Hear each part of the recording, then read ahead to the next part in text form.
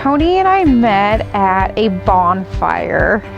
Some guys at college, we were coming back to town, and they wanted to go to a bonfire, and we called some people up, and she came with some of the people that came out. He wrestled with me. He was just such a dork, but I fell in love with him after a couple of weeks. After the bonfire, I tried to get a hold of her, and I didn't have her number, but I had her friend's number, so I asked the friend for her number, which made the other girl mad. Yeah.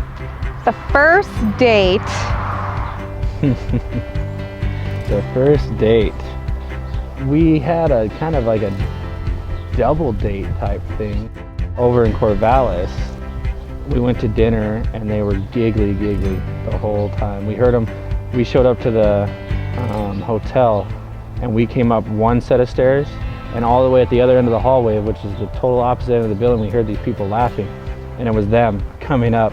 So, and I even said to my buddy, I was like, wow, I hope that's not them. And they came up and we're like, oh God. But no, it ended up being all right. It was kind of slow though. We were just expecting to be friends, and then we just started, calling and texting each other back and forth and said, oh, this is kind of serious.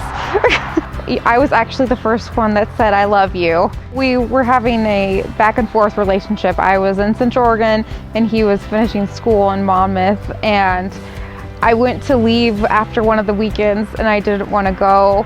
I wanted to be with him, and it came out. I did not want to leave, and I just said, I love you. And he said it back too, and it kind of just went from there. After that point, I kind of knew. She told me to wait because we talked about marriage. She told me to wait until she was done with college. Well, then she gets done with college, and all of a sudden it's like a month after, and she's like, so when do we get married? I'm out of college now. And so I hadn't had a chance to come home to talk to her dad because I wanted to ask her dad about it. And so I finally got the opportunity to do that. And of course he said yes and everything. So then when we went down, I went down and picked out a ring and pretty much picked the most affordable sparkly one I could find. So the proposal, it wasn't the same as everybody's type of proposal. He took me to dinner. I had no idea. And we were gonna go to a movie, and I was just exhausted from work.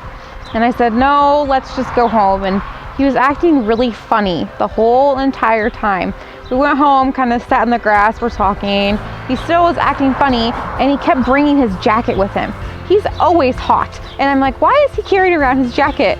So finally, we go back inside, and by this time, he is so nervous that he just grabs me and gives me this huge, romantic kiss in the middle of our living room, and then goes down on his knee and says, please make me the happiest man ever, and said, will you marry me?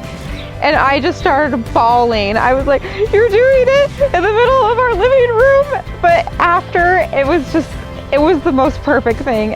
I called my mom, of course, the first person, and she said, oh, we already talked about it during Christmas. They had champagne together, so yeah. She's honest. She's very caring. She, in my opinion, gives people too much credit sometimes.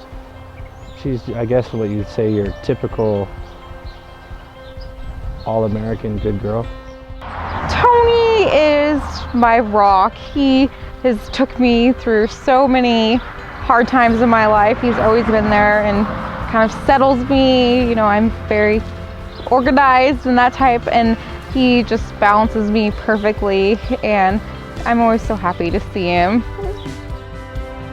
You're pretty dang lovable. Thank you. Love you.